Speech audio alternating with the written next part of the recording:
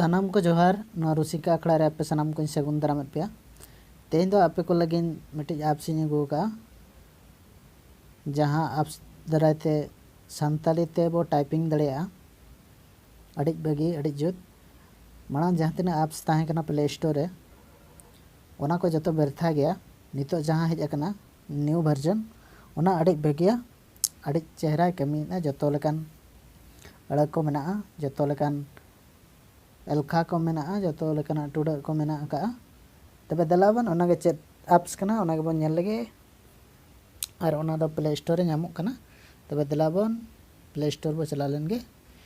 play store से नाते searching बार रे सर्च ताबन मा अनी ही डाउनलोड कातिन यूजिया दो ओनागे ना कीबोर्ड रे मेना दो बदल ᱧᱚᱜ गदा से अरे पले बांग गनोआ सर्चिंग इंग्लिश तेगे बो searching Indic INDIC Indic keyboard सालेक नोइद्रा इंडिक कीबोर्ड सालेक फ्लिप नोय हेज अकना चेतान रेगे मेना का नोडे क्लिक मा क्लिक कते इंस्टॉल चिन्ह हिजुआ इंदे इंस्टॉल का लहाते ओनाते नोडे अनइंस्टॉल और ओपन रेनंग ओले उदु अन कना आपे तबन नोडे इंस्टॉल चिन्ह हिजुआ ओल हिजुआ ओंडे क्लिक तबन पे और इंस्टॉल पे और ओपन पे अड़ी सिंपल गया यूज लगिन ओपन लगिन हो सेटिंग लगिन हो जहाना चेन हो बांग लगतिया तबे चे लेका बो यूजा एग्जांपल एमा बन कना ओंडे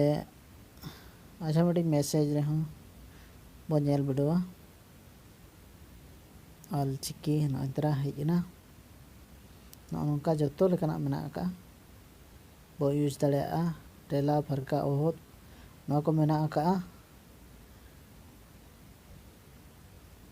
और माड़ा जहाँ तीना ताहे कना ओना एप्स करे दो नोआ लेका सुविधा तो बनो का नोंका बांग ऑल दड़ेया बाम टाइपिंग दड़ेया मारे जहाँ लेका सेटिंग हो अड़ी अलगा गया तबे डिस्क्रिप्शन रे लिंक इन एम का कान ताबना ओंडे खन डाउनलोड ताबन पे जहाँ को जदि यूज ताबन पे इन्फॉर्मेशन को बड़ा सनायत बना और कहानी को आंजम सना बना